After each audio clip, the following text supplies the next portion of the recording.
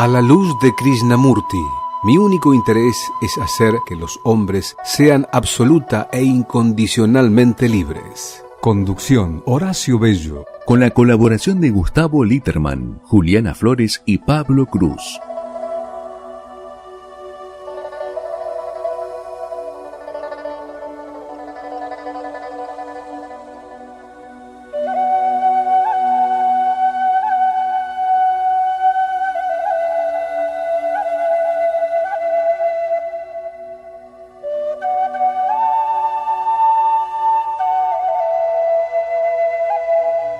Buenas noches, amigos, amigas, un nuevo programa de A la luz de Krishnamurti en nuestro ciclo 2024, ya terminando el anteúltimo mes del año.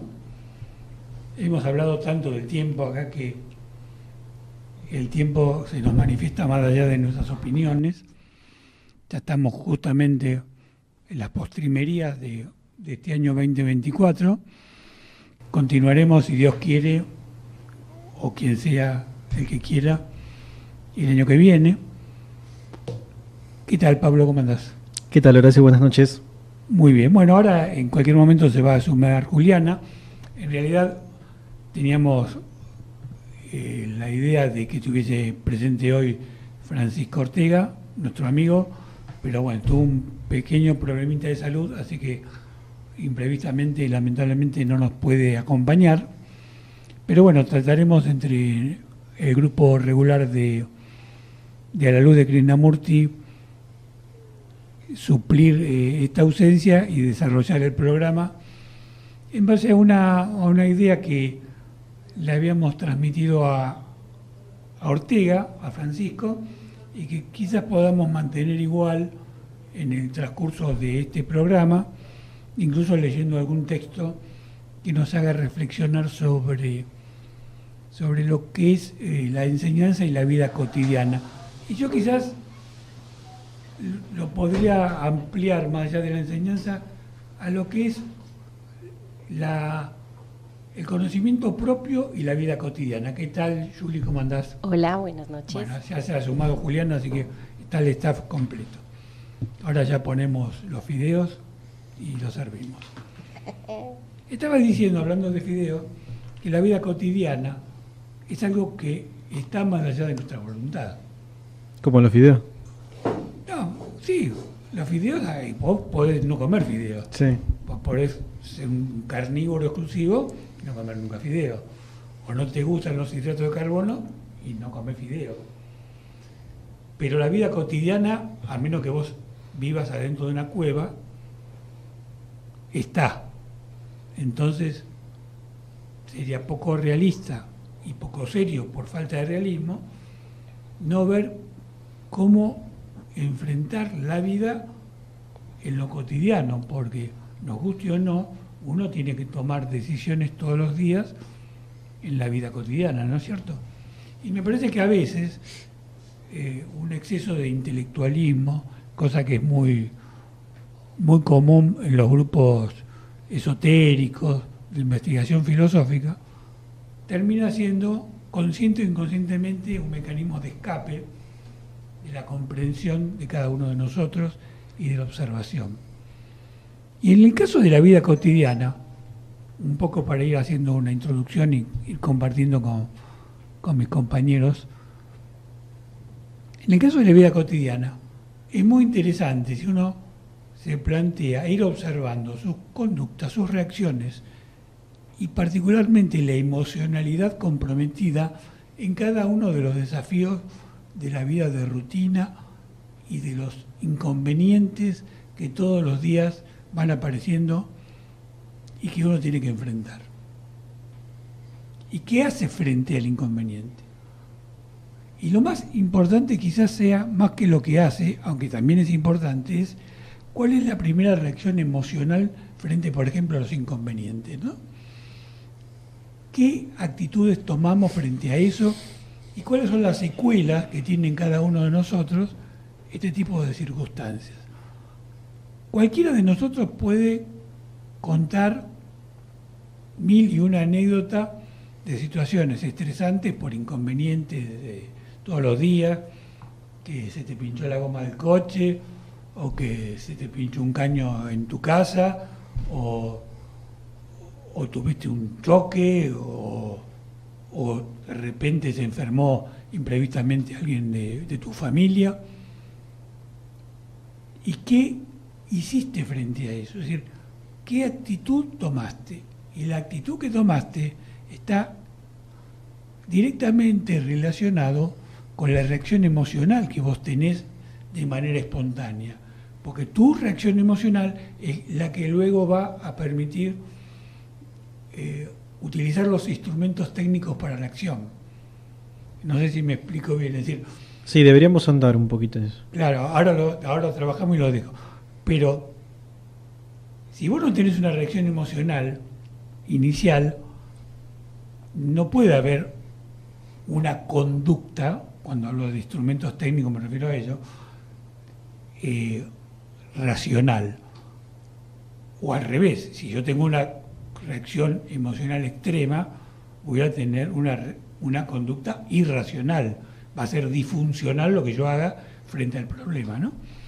Todas estas cosas creo que no las trabajamos mucho, porque a veces el exceso de intelectualización nos lleva a entrar en una especie de situación aséptica en la que uno mira desde un cristal la vida como si fuese ajeno a la vida, aunque no lo digas expresamente, pero en la actitud te estás separando. Cuando hablo de la vida me refiero a la vida cotidiana, ¿no? A la vida de los inconvenientes que tiene estar en este planeta Tierra, ¿no? Bueno, está planteado el tema y como Pablito dijo que eso habría que trabajarlo, le vamos a dar la palabra a él. Me hundí solo. Claro, quedaste pegado. Bueno, acá trajiste a la mesa algo que es clave, que es la emoción, ¿no?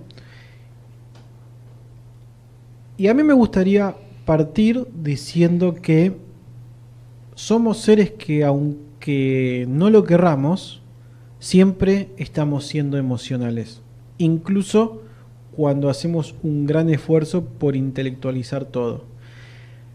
Las emociones en sí mismas son intensas, tienen un efecto que no es solamente psicológico, sino que es físico, que es químico, que arde, que se siente, que quema, en mayor o menor medida. Y eso tara nuestra posibilidad de ser objetivos. No podemos ser objetivos porque estamos siendo atravesados por esta cuota de irracionalidad.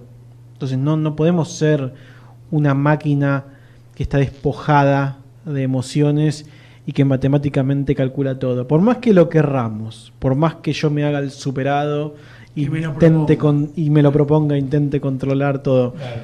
Sí puede ser, es que yo me coma la ficción de que como lo estoy controlando y estoy siendo más objetivo y más frío. Eso sí puede ser, ¿no? Tu ego se apodera del discurso. Por supuesto, y ahí perdí como la guerra. Claro. Ahí es cuando más te engañás. Claro.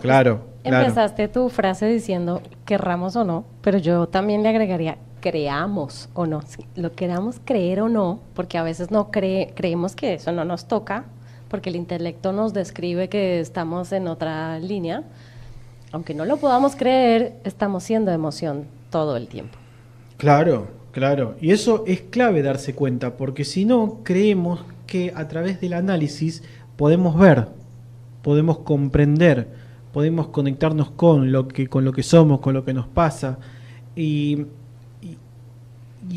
es una ficción que nos contamos, y es una ficción peligrosa porque nos la creemos realmente. Porque si uno cuando ve una película, uno se presta a la ficción y cuando termina la película, esa ficción se acabó. Uno está consciente de que esa ficción arranca y termina. Acá la ficción no la vemos. No la tenemos identificada. No es que empieza allá y termina allá y listo. No. Acá no nos damos cuenta de la ficción. Y es un tema. Y es un tema porque si no podemos ser objetivos, si somos necesariamente seres emocionales, y cualquier análisis va a estar filtrado, sesgado por esa cuota de irracionalidad, entonces ¿qué hacemos? Ahora, yo haría una pregunta a modo quizás de, no de crítica, pero sí de planteo como dejándola para responder. ¿Siempre la emocionalidad está vinculado a lo irracional? ¿O puede haber o puede existir una connotación emocional que no necesariamente esté vinculado a lo irracional? Bueno, yo estaba usando la palabra irracional para definir lo que no es racional. Y Claro. yo entiendo que racional es aquello que forma parte del terreno del pensamiento, ¿no? De la lógica, que puede ser que hay lógicas que suenan ilógicas, pero que siguen siendo lógicas al fin porque está dentro del terreno del pensamiento. Mientras que, por ejemplo, una reacción violenta que no se puede, que está desmadrada, pertenece al plano de lo irracional. Esas son las acepciones que yo le estaba dando a las palabras. Pero quizás, como dice la canción, quizás no sea siempre así. ¿Y por qué lo digo? Porque muchas personas, por formación, por lo que sea, tienden a mentirse desde lo racional, tienden a montarse a un discurso previamente preparado con mucha prolijidad y con una lógica estricta, pero que en realidad encubre aquello que no quiere que se conozca. Su emocionalidad le ordena encubrir. Su emocionalidad le ordena encubrir. ¿Y cómo lo encubre? A través de un discurso florido. Pero eso es racional, porque el discurso es racional, tiene una lógica estricta. Vos lo ves en un político, por ejemplo, que es, digamos, el sumum de lo racional cuando elabora algo brillante, que es aplaudido en Naciones Unidas, y el tipo en realidad lo único que le interesa es sumar votos. No tiene ningún vínculo lo que está diciendo con su estado emocional o con su propósito. Por eso me parece que quizás, sin descartar lo que vos decís, que quizás sea lo que ocurre normalmente, quizás sea más complejo aún el tema de la emocionalidad y el encubrimiento frente a la vida cotidiana, ¿no? Que era un poco lo que estábamos hablando. Bueno, yo creo que el ejemplo que vos diste encuadra en lo que yo estaba diciendo, porque si todo tiene una cuota de emocionalidad, toda lógica tiene una cuota de irracionalidad. Claro, entonces no es tan lógico. Es que nada es 100% lógico Claro. o 100% ilógico, Claro, porque bueno, si no, ahí la porque cosa si no interesante. caemos en la trampa que yo decía al principio de Claro, creer que claro. nos podemos separar. Claro. Lo que pasa es que estamos acostumbrados a ver blanco y negro, en donde, bueno, yo estaba siendo ilógico y ahora me paso del lado del lado de enfrente a la vereda de la lógica. No, siempre estoy relativo a porcentajes, ¿no? Relativo a un total que es la suma de las partes. No es que yo voy apagando y prendiendo cosas de acuerdo a gustos. Pasa que ahí estamos ampliando y aumentando la lista de las preguntas, porque ¿dónde está la línea que divide lo racional de lo irracional? ¿Quién lo decide? En ningún lado está esa línea. Claro, entonces, una pregunta interesante sería, ¿estamos dispuestos a comprender o a extender nuestra manera de vernos y de percibirnos y de dirigirnos a integrar lo emocional en lo que nos planteamos como eso que somos? Porque venimos planteándonos que somos la mente que controla, que dirige. Por eso a un impulso emocional como un enojo o una furia le decimos irracional, cuando en realidad no lo está haciendo. Está haciendo una emoción que está siguiendo absolutamente la Es línea. una forma de excluirlo. Claro. Y simplemente es una emoción, bueno, simplemente puede sonar que lo estoy queriendo simplificar y no se trata de eso. Es una emoción que está dando información, pero como se sale del canon de lo que mi mente espera que esté bajo control, entonces le digo irracional.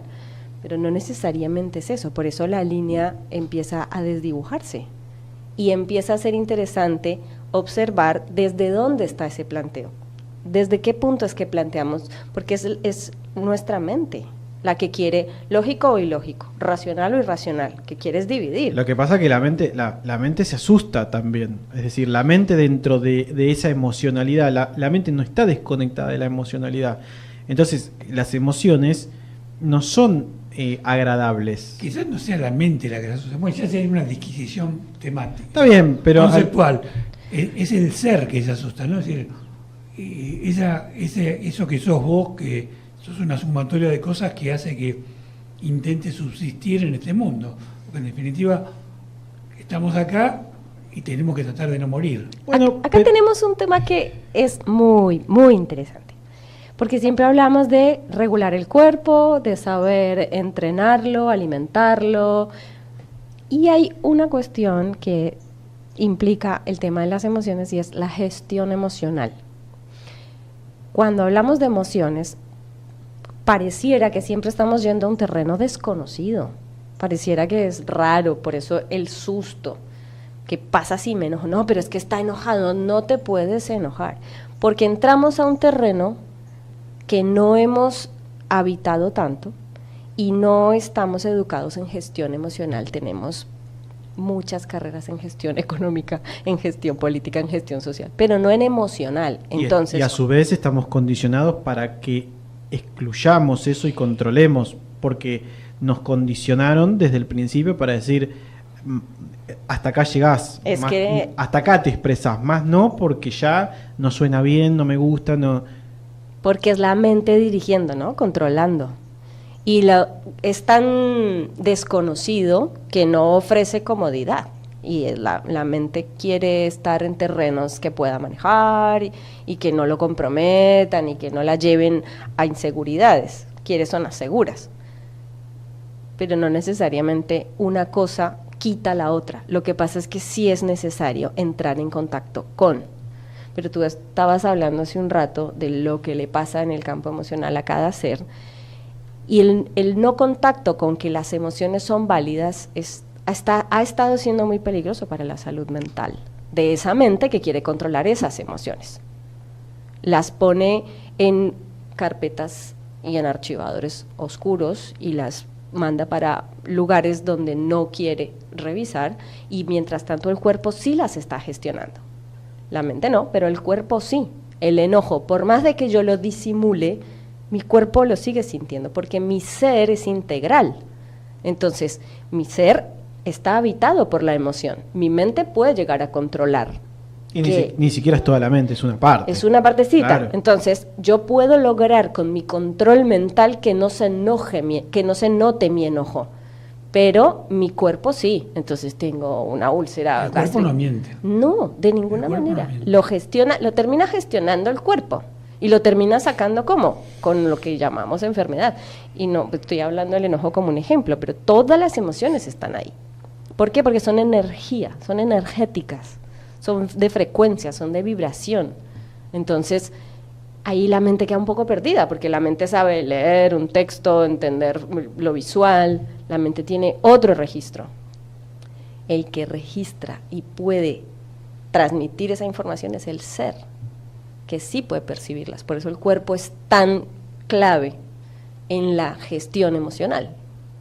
Es donde lo estoy sintiendo, cómo lo estoy sintiendo, qué es lo que estoy sintiendo. Por eso yo decía, estamos dispuestos a entender que hace parte de nuestro ser todo el paquete, el combo completo de emociones.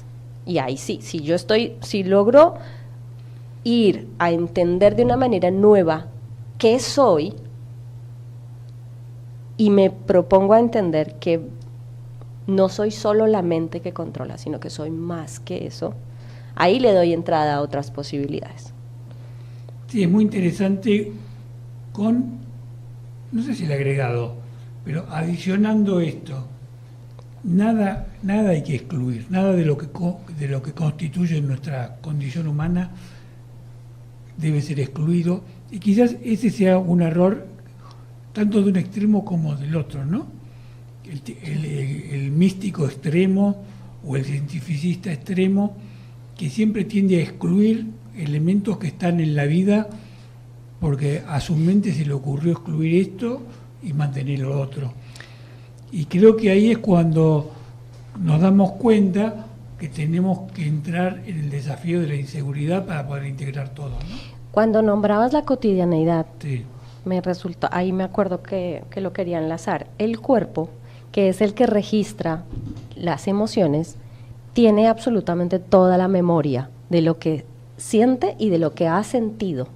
Entonces, en esa cotidianeidad, cuando me encuentro con conflictos, complicaciones, con lo que sea que me voy encontrando, la respuesta de mi ser muchas veces, la emoción la trae por la memoria que tenemos. Claro que sí.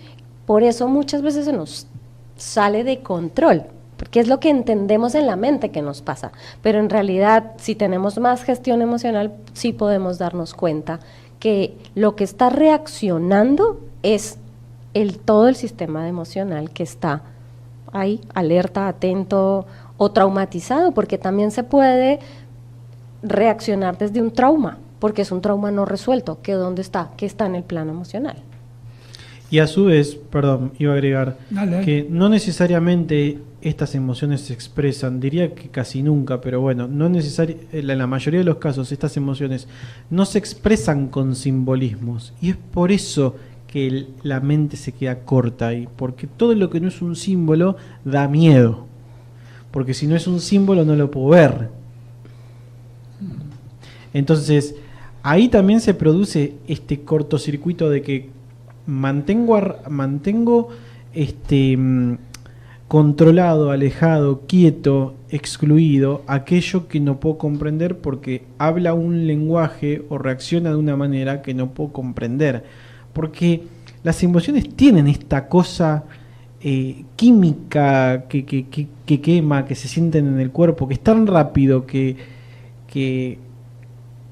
la mente no llega. Y a su vez, todo eso no necesariamente ocurre con una idea manifestándose. Es decir, a veces la reacción no se manifiesta de una manera gráfica en la mente, como para decir, bueno, me trajo el recuerdo de tal cosa que me traumó. No. En general, no siempre es así, y ahí es donde más engorroso se hace el asunto, porque no hay ningún símbolo para ver, y si no hay ningún símbolo para ver, no lo puedo analizar. Entonces, si no lo puedo analizar, lo único que puedo hacer es tenerle miedo y tratarlo de controlar. Y ahí está la trampa. Yo creo que, sin ponerme en psicoanalista, porque no lo soy ni lo pretendo ser, sí creo que un método práctico de abordar la emocionalidad es observar la reacción física, como dice Julie, sin conceptualizarla en el sentido de asignarle un motivo o una razón, sino ver la reacción como tal y ver de qué manera la reacción condiciona mis conductas. Por ejemplo, yo voy a dar un ejemplo que lo repetí muchas veces, pero como el público se renueva, yo siempre tuve un trauma desde chico con la lluvia y con el agua. Y sistemáticamente, cada vez que llovía mucho, se inundaba la zona o entraba agua a mi casa o los truenos hacían ruido, se me erizaba la piel de forma tal que no lo podía controlar. Ahora, yo nunca pude averiguar, y a la edad que tengo tampoco tengo una respuesta, de dónde surge. Ahora, ¿tiene importancia de dónde surge si yo fui amigo de Cleopatra y un día me estaba ahogando en el Nilo? ¿O lo importante es darme cuenta que cada vez que hay una tormenta mi cuerpo se descompone? Porque si yo me doy cuenta que mi cuerpo se descompone, tengo herramientas a partir del estado de conciencia para que mi cuerpo reaccione de una forma más sana. Claro. Pero también hay otra secuencia que se puede dar, y es que la emoción te está mostrando esta sensación de que no lo puedes controlar, que te descompone. Esta es la emoción trayéndote información, porque en algún momento, cuando ocurrió por primera vez, emocionalmente tomaste una decisión esto no lo quiero, o esto me da miedo, o esto me descompone. Lo que sí es un poco más complejo es lograr tener la calma de entrar en esa emoción, en ese momento en el que se está dando, porque nos suele pasar, como estaba diciendo Pablo, que nos da miedo y lo que hacemos es que la queremos quitar, queremos que se nos pase la angustia, que se nos pase la crisis. Es bastante complejo y yo diría que requiere de ayuda muchas veces. Sí, a veces uno puede solito, otras veces no, pero si uno logra entrar en la emoción y en ese momento sentir toda la amplitud de lo que está sintiendo, porque lo que está ocurriendo es que se está repitiendo una escena, ¿sí? Está volviendo a llover, otra vez hay truenos, y está el sonido, el olor, la luz, está volviendo a tocar en aquella Pero zona. hay imágenes acá adentro, lo que le construyen en ese momento. Pero claro, esa es información que está en tu ser, en tu campo emocional y que está siendo proyectada para que tu mente la pueda ver. Entonces, cuando tu mente la puede ver y tu cuerpo lo puede sentir, puedes volver a través de la emoción al momento en el que se gestó y a encontrar cuál fue la decisión que en ese momento la emoción te hizo sentir, experimentar. Requiere de respiración, requiere de calma, requiere mucho amor propio para poder contar contigo mismo y tener la seguridad de que vas a poder viajar a ese momento y volver sano y salvo. Porque muchas veces es tan complejo lo que se siente que parece que se nos va a ir la vida en ello, ¿sí? Que acá voy a palmar, digamos, porque el cuerpo siente ese nivel de riesgo y Claro. y la mente interpreta ese nivel de riesgo. Y si es tan fuerte que lo que llegamos a creer, puedes llegar a tener un colapso, o sea, puede Claro. ser muy, muy, muy angustiante. Pero la información está ahí para eso, para acompañarnos a entender qué ocurrió allí y poder sanarlo, porque la razón por la que lo tenemos con nosotros y vuelve es porque podemos ir hasta ese punto a sanarlo. Sí, yo di un ejemplo light, un poco para que no tengamos temor de enfrentarlo, pero hay cosas mucho más densas. Sí. Yo he tenido experiencias en grupos haciendo, por ejemplo, respiración holotrópica, por los cuales personas que estaban en crisis profunda entraban en un estado que, si no tenía el control de un profesional, Sí. era muy peligroso. Claro, por eso me refería. Muchas Por lo veces se tanto, necesita hay que compañía. tener mucho cuidado. Lo que yo quería manifestar, un poco antes de invitarla a Julie que lea un texto, es que muchas veces no nos ocupamos adecuadamente de mirar la reacción física, porque la reacción física también tiene una clave. Si yo no observo la reacción física, vuelvo al ejemplo de la lluvia. Si yo no observo la reacción física, voy a decir, qué barbaridad, va a llover y se va a seguir inundando, y yo estoy nervioso porque el agua me va a llevar hasta la cabeza y me voy a ahogar. En vez de darme cuenta que lo que me está ocurriendo es la repetición de algo que no tiene mucho que ver con lo que está pasando en ese momento, sino que es la acumulación de centenares de tormentas que tuve. Pero si yo no entiendo ese engaño, es difícil que pueda procesar la reacción física de mi organismo. Y un poco para cerrar, y como, por lo menos por mi parte, no sé si Pablo quiere agregar algo, sobre lo que decía de la reacción física, fíjese que hoy en día la neurociencia nos dice que tenemos neuronas en todo el cuerpo. Quiere decir que la supuesta reacción de la cabeza también es una limitación, un prejuicio, porque no es solo la reacción de la cabeza, es la reacción del cuerpo como tal. Por eso te decía que el cuerpo es el que se está acordando, por eso lo puedes sentir. Cuando tú dices reacción física, es la memoria celular la que te está, por eso digo, es información que está ahí para ser sentida. Además, esa reacción del cuerpo ocurre en una dimensión que es física, que no es la dimensión psicológica que Lo físico crea. es la manifestación de algo más profundo. Pero no solamente eso, sí, eso es cierto, pero no solamente eso, sino que la dimensión psicológica es mucho más sutil, mucho más liviana, más intangible, más difícil de cuantificar, de ver dónde empieza, dónde termina. Lo físico es avasallante. Es avasallante. Sentir un miedo a la velocidad que el miedo se dispara, que se dispara antes de que vos puedas pensar cualquier cosa, Claro. es avasallante. Es avasallante. Y corre por un canal que no es simbólico encima. Entonces, es una situación superadora para el análisis que la mente puede hacer. Claro. Entonces pasan todas estas cosas por lo superadora que es la situación. Es una situación que es superadora, es avasallante, no hay nada que hacer. Después, más tranquilo, yo podré elucubrar todo lo que quiera, pero en el momento es superadora. Es cierto lo que vos decís, pero también es cierto que si vos lo ves de manera repetida, llega un momento que lo podés domar. Por eso hablaba de la gestión. Y Pero yo no hablaba del ver, hablaba del análisis que podés hacer por sobre la supuesto, cosa. No, por supuesto. Pero lo que quise manifestar es que no es irreversible. No, yo no estoy diciendo que no se... Ni hay un fatalismo en eso. No es que no se pueda hacer nada al respecto, simplemente que no se use la herramienta incorrecta, porque si es tan superador y tan avasallante, yo puedo hacer muchos análisis, pero se van a quedar todos cortos y todos van a ser vistos desde afuera. Pero si entra a cambiar la capacidad de gestionar eso avasallante, si cambia la manera en la que lo gestionas cuando trabajas tu campo emocional.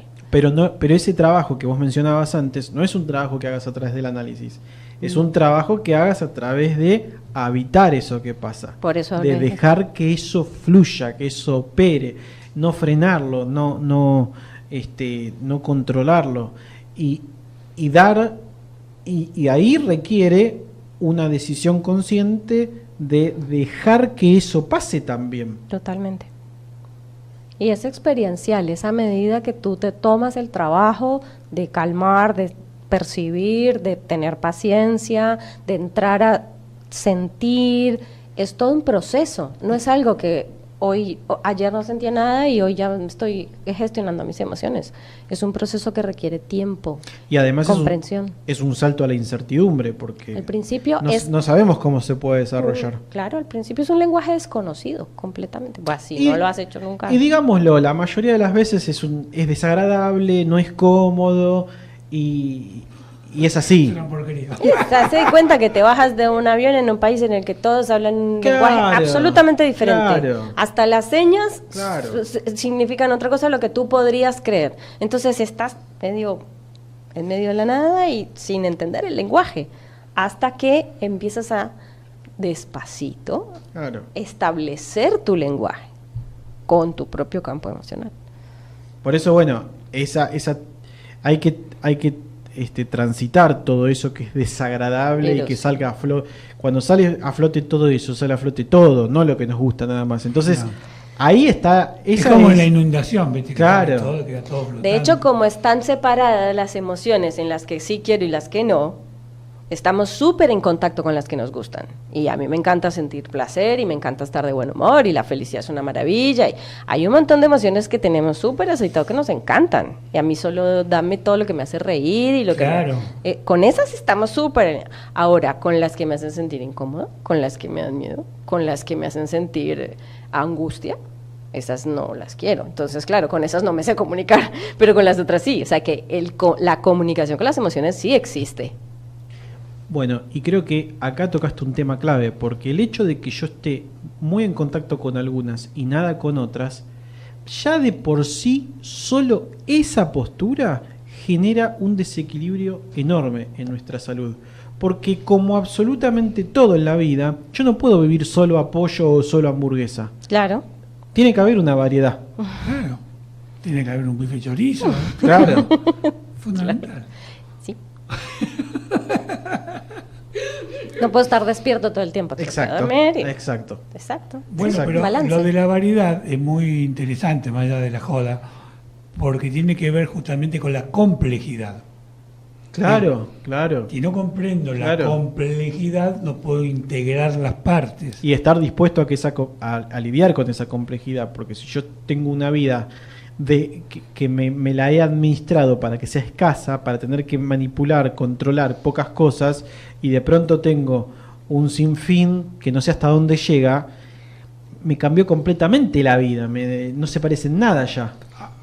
Tenemos un obstáculo que no es poco, y es los juicios morales que tenemos sobre la vida, los juicios morales que tenemos sobre lo que nosotros debemos ser, el análisis ético de lo que es la vida como tal, toda una serie de creencias que son un gigantesco escenario, que más que un escenario es un gran telón denso, como el telón del Colón, que vos no podés saber qué hay detrás, qué orquesta está del otro lado. Entonces, Pero si bailas a ese compás. bueno, claro, pero creo que en estos últimos minutos del programa sería bueno, luego de leer el texto de Kovaldov, que nos va a hacer el gusto Julie de leer, que nos va a acompañar con la imagen de Krishnamurti, nuestro operador. Ahora en un minuto lo vamos a poner, que el trabajo puede ser inútil, vano y frustrante si no nos damos cuenta que hay un montón de obstáculos que tienen que ver con nuestra moral, con nuestras creencias, con nuestra ética y con nuestra idea de lo que tiene que ser la vida. Si eso no lo suspendemos para ver en crudo lo que nos pasa y luego ver cómo lo administramos o lo gestionamos, como dice Julie, el trabajo es inútil y a veces te puede llevar a resultados absolutamente equivocados, ¿no? O frustrantes, porque Bueno. en ese planteo tener que revisar por qué estoy triste y aprovechar la tristeza para que me nutra de la misma manera que me nutre la felicidad, podría ser frustrante porque no es cómodo. Y yo lo que quiero es estar cómodo si sigo ese orden de ideas.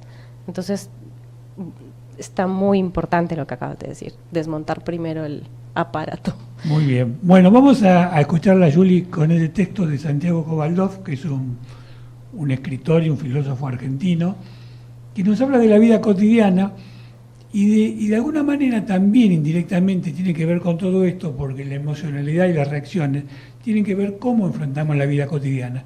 Y él hace un planteo que por supuesto no tiene por qué ser compartido, pero que es interesante justamente porque podemos llegar a discutirlo. Así que la escuchamos a Juliana con el texto. Gracias. Elogio de cierta rutina. ¿Acaso una fuerte proclividad a la aventura, a un incurable afán de novedades, nos predisponen mejor hacia lo extraordinario que hacia lo ordinario? ¿A preferir lo infrecuente a lo frecuente? Yo deseo, en cambio, esta vez enfatizar lo usual más que lo desusado, el orden perseverante y la fecunda monotonía más que lo singular, lo disruptivo, lo excepcional o el lapsus. Creo que los buenos frutos de lo repetitivo, con no menos fervor que en el provecho de lo inusitado, y sin desconocer su contraparte, hoy quisiera subrayar sus beneficios. La rutina externa, esa que yo pondero, asegura estabilidad donde su falta lo entorpece todo, en el ahondamiento del propio espíritu. Con ella, como con nada, se contrarresta la tendencia a la dispersión, acentuada en casi todos, y a navegar en aguas de lo mal pensado y peor sentido. Puesto que en mí el desvelo por lo novedoso no es intenso, reconozco que la rutina, en el plano de los hábitos y aún en el de la acción, se acopla de maravilla con mi temperamento. Al no verme expuesto a recorrer un escenario exterior primordialmente cambiante, puedo hacer pie en el hábito como quien fondea en la mejor de las bahías y consagrarme, y busco en mis más íntimas perplejidades y en mis mejores emociones, sin verme obligado a atender inesperadas solicitudes del entorno o de la estridencia de las últimas noticias. Mi predilección, por lo tanto, es neta. Para entregarme a la marea interna prefiero las condiciones de un ambiente apacible. Solo así sé concretamente en lo que me desvela. Solo así sé concentrarme en lo que me desvela. Nada más lejos de mí, en consecuencia, que el espíritu objetivamente aventurero. Nada más cerca de mí, en ese orden, que el espíritu conservador, el apego a lo constante, la afición a lo reiterado, la desconfianza ante el cambio. La tierra firme de la costumbre me resulta indispensable en casi todos los planos. En lo que atañe a la ropa y al alimento, mis gustos son inamovibles, mis predilecciones fijas, incurable mi esencial desinterés. Se trata, sin duda, de un rasgo de carácter que muchos, no sin razón, estiman penoso y hasta sombrío, pero además es una estrategia de vida. Tengo del tiempo un sentimiento más que intenso, extenuante, y si no lo llamo enfermizo es porque mi mujer sigue alegremente a mi lado y mis hijos no parecen devorados por los efectos de tan triste desvelo. Siempre preferí perderme en mí a perder el tiempo, y por perdido lo doy cuando no estoy donde quiero. Para sentirme bien me basta con saberme extraviado en el laberinto de mis aficiones. Y como estas son menos que pocas, pero de un vigor sin desmayos, me atormenta distraerme en su práctica, ceder a las presiones del contratiempo, verme, en suma, sometido a los deberes que impone el convencionalismo o a las exigencias de la sociabilidad abusiva, que la sociedad abusiva le dicta a mi secreto apego a una vida de retiro. Amo los monasterios, los bares semivacíos, la luz del alba en la casa semidormida, los jardines desiertos, las plazas bajo una lluvia apacible. Me encantan asimismo los encuentros regulares con los amigos de siempre, el mismo sitio, la misma mesa, cada 2 semanas indefectiblemente. Y en ese marco de inalterada constancia, la sensualidad de la confesión y el diálogo, la idea imprevista, la intimidad sutil del pensamiento, el fervor sembrado por una espléndida lectura, la pausa reflexiva y elocuente que solo prospera donde ha sido desterrada la estridencia de la novedad y la premura. Me atormentan, en cambio, los viajes prolongados. 10 horas apoltronado entre nubes me parecen de todo menos una estada en el cielo. Tampoco me atraen fundamentalmente los sitios que desconozco por completo. El agobio anticipado que siento ante la sola idea de tener que desplazarme basta para ahogar la tenue curiosidad que me despierta. Una caminata por el barrio donde vivo me emociona infinitamente más que merodear por las calles de una ciudad ignorada. La inestabilidad visual me fatiga. Soy, y no solo en esto lamentablemente, un reverso cumplido de Víctor Hugo. Cuenta Baudelaire, y no es difícil darle crédito, que la curiosidad de Víctor Hugo por el mundo exterior era insaciable. El torbellino de las calles lo fascinaba, las muchedumbres lo atraían, se devoraba el mundo con los ojos. Mi reverso exactamente. ¿Acaso yo pueda, en algún terreno, observar a fondo, captar un matiz? Pero lo multitudinario me abruma, inutiliza mi percepción.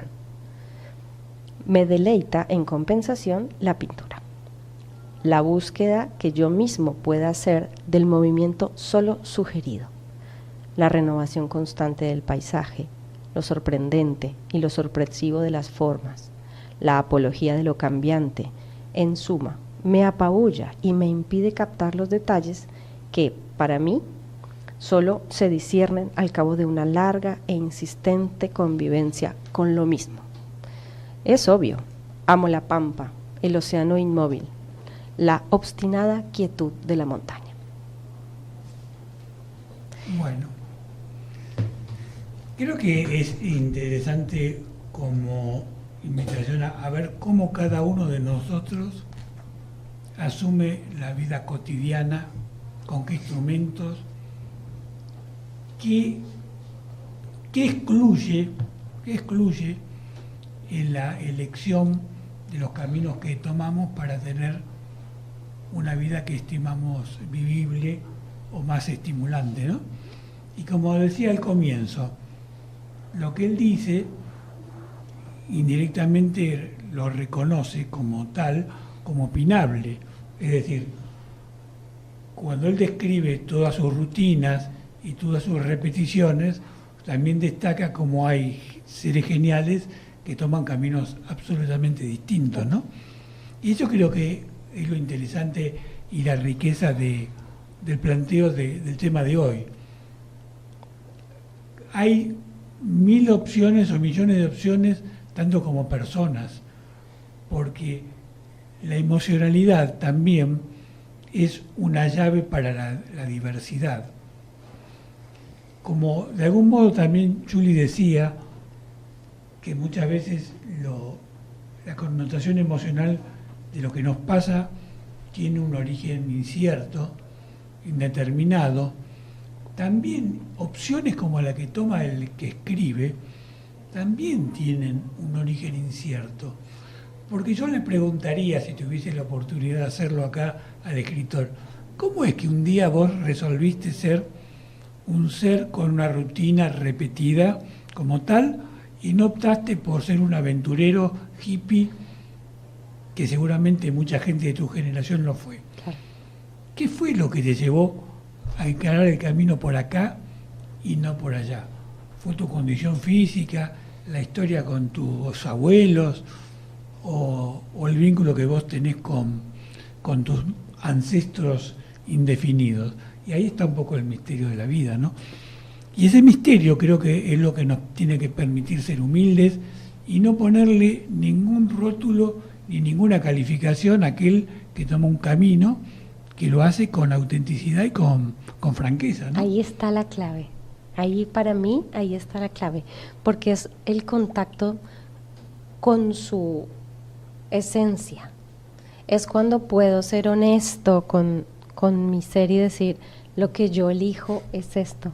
Y es desde una conexión, dijéramos ya sana, con mi campo emocional, con mi ser, con lo que auténticamente siento hacer. Porque si yo siento ser apacible y apegado a la rutina, y eso es lo que me hace sentir conectado conmigo mismo, entonces es así que decido vivir mi vida. Pero si yo lo que siento en mi interior es ser un viajero compulsivo y me quedo porque mi papá me dijo que no podía salir de, si me entiendes, empieza uno a desconectarse. Y yo percibo que ahí hay una clave de lo que estamos hablando en cuanto al cambio emocional. Porque cuando estamos, a mí me parece que cuando estamos muy desconectados, entonces está desbordado el campo emocional. Entonces estamos siendo desajustados, no está gestionado.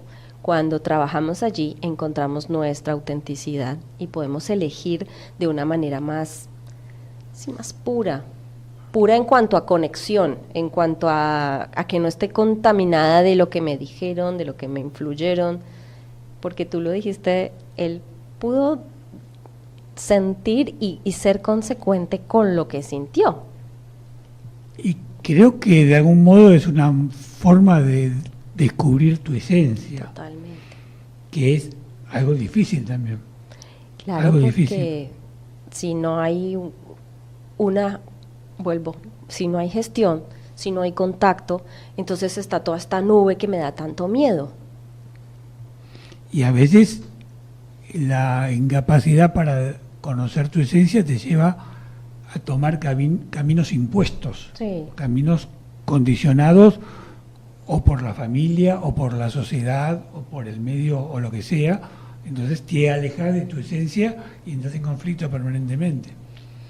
Creo que cuando hablamos de emocionalidad, en estos últimos minutos quizás podamos tocar este tema de comprender tu esencia a partir de tu propia emocionalidad. Los mensajes que la emocionalidad te va dando para poder comprender tu esencia. Pero para poder comprender esos mensajes no se puede hacer con un análisis tradicional. Por ejemplo, a ver. Y bueno, ahí es donde tenemos que introducir el ver, que es ese permitir, habitar o sentir que Juli comentaba. Ese es el ver es eso, el ver no es hacer un análisis de otro estilo, no es hacer un análisis distinto o hacer un análisis más elaborado o más frondoso, no, es otra cosa, es justamente no hacer análisis. Pero si yo me propongo desde lo intelectual evaluar la idea de no hacer análisis, se me produce un cortocircuito que no me convence de nada, que no que me hace ruido, que no va. Ahí es donde entra todo lo demás que hablamos. Es ese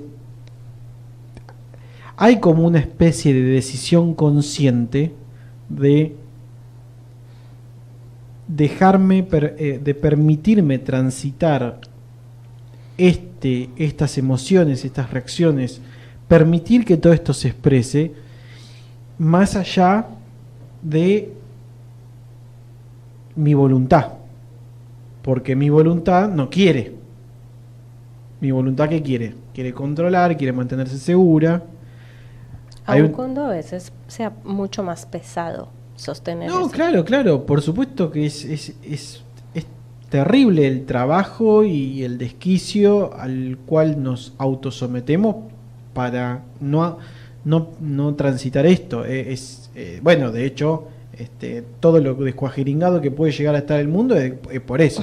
Sí, de hecho yo quisiera invitar a que la cotidianeidad, que la hemos nombrado tanto en este programa, tiene toda la información. Cada día que empieza, cada mañana, cada vez que sale el sol, cada ocasión en la que te despiertas, la información está contigo. Hay que ver si la estás queriendo recibir o no, porque tú dijiste ver y de eso se trata. La información está ahí. ¿Qué te hace sentir saber que tienes que encarar un nuevo día? Adentro tuyo la información está. O la estás piloteando o la estás queriendo realmente dejar ser y permitirte. Lo que ocurre ahí es que tienes que tomar la decisión de si quieres enfrentar eso que estás sintiendo o no. Y por eso muchas veces vivimos en piloto automático, porque creemos que es mucho más complejo ir a gestionarlo. Vos fíjate que tenemos entre tantas creencias, la creencia de que lo cotidiano es lo berreta. Uh-huh. Y ahí hay otro prejuicio, Sí, porque lo cotidiano es la vida misma. es la vida. ¿Por qué va a ser lo cotidiano algo distinto de lo esotérico?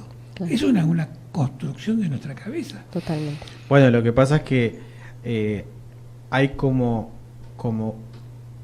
ese es el título que le hemos puesto a otra cosa a la que nos referimos. Porque queremos dividir. Y que además, si poner ejemplo, a mí yo digo, lo cotidiano me aburre, no estoy diciendo que lo cotidiano sea aburrido, porque eso es imposible. Estoy diciendo que a mí me aburre esa situación. Es decir, yo estoy en una situación en la que eso me aburre. Sí, o está que me hablando molesta. y lo que aburre y lo que me aburre me molesta. Entonces yo quiero no estar aburrido porque es desagradable estar aburrido. Claro. Cuando no hemos entrado a ver, entonces lo siguiente que podría preguntarte un terapeuta es ¿por qué estás aburrido contigo mismo? Porque si lo cotidiano, si cuando queremos ver lo cotidiano resulta que hay aburrimiento, pues es que lo cotidiano somos nosotros. Quien se levanta cada día, quien arranca cada vez que tiene que ir a una jornada laboral o a una jornada en su casa, es uno mismo.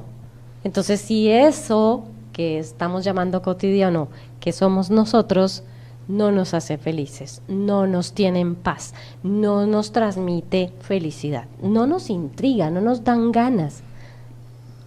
¿Qué está pasando? Por eso, insisto, la información está ahí con nosotros. Sí, y además agregaría que una vez dije que era muy difícil que una persona que amaba a la naturaleza y amara a los animales podía ser una mala persona. Y después me pregunté por qué lo dije, ¿no?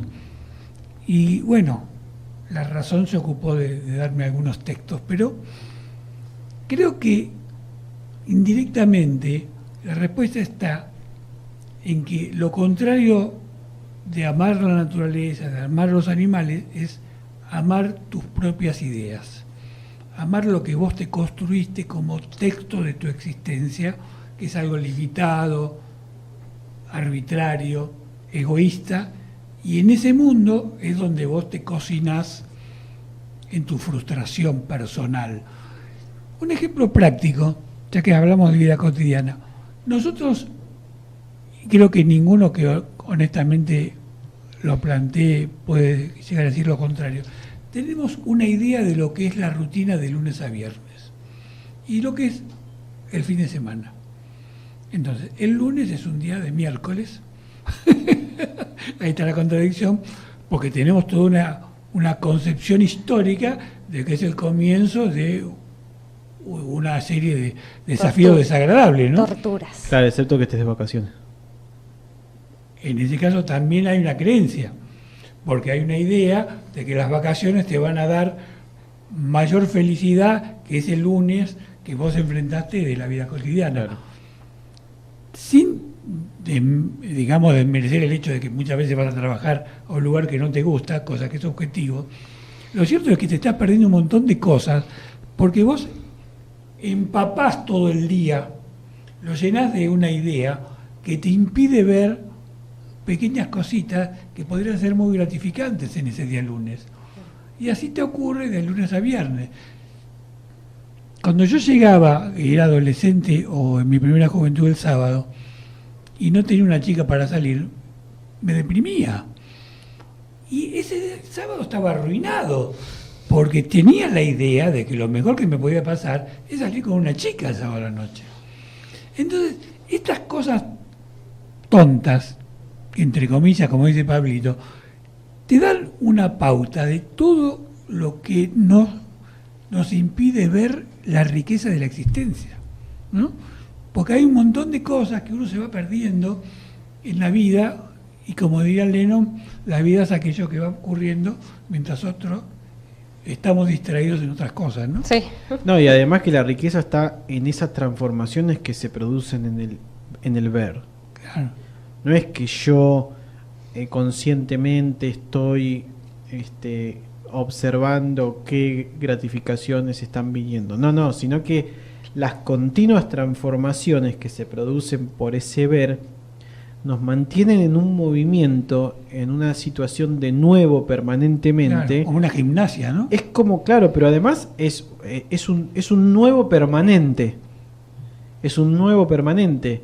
Y sí, tiene la cualidad de la incertidumbre, de lo inseguro, de que no sabemos para dónde apunta. Sí, es todo así, pero así es la vida también. Claro, exactamente. Entonces, irónicamente, la dicotomía es lo alineado que uno termina estando con la vida cuando eso ocurre. Claro. Y en definitiva, tiene que haber una dosis de confianza en que la vida te va a dar respuesta, ¿no? Bueno, yo creo que ahí podríamos tocar de costado lo que la fe debería, mira yo, lo que la fe podría ser. Porque confianza es una palabra rara, pero si pudiera existir alguna fe, algo ahí de fe hay.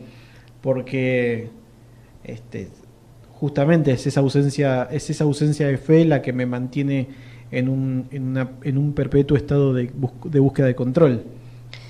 Sería lindo invitar a que, si yo puedo ver el lunes como un día traumático y de miércoles, quiere decir que puedo ver. Quiere decir que tengo la capacidad de observar. Puedo dirigir esa mirada ya no a qué día es, sino a qué me pasa a mí. Claro. Ese es el gran desafío para poder ampliar el espectro visual, ¿no? Bueno, estamos llegando al final, así que en nuestra rutina y en nuestra vida cotidiana cerramos el programa de este martes y nos encontraremos el próximo martes, que no sea de miércoles. Hasta luego. Muchas Buenas gracias. noches. Hasta luego. A la luz de Krishnamurti, mi único interés es hacer que los hombres sean absoluta e incondicionalmente libres. Conducción: Horacio Bello. Con la colaboración de Gustavo Litterman, Juliana Flores y Pablo Cruz.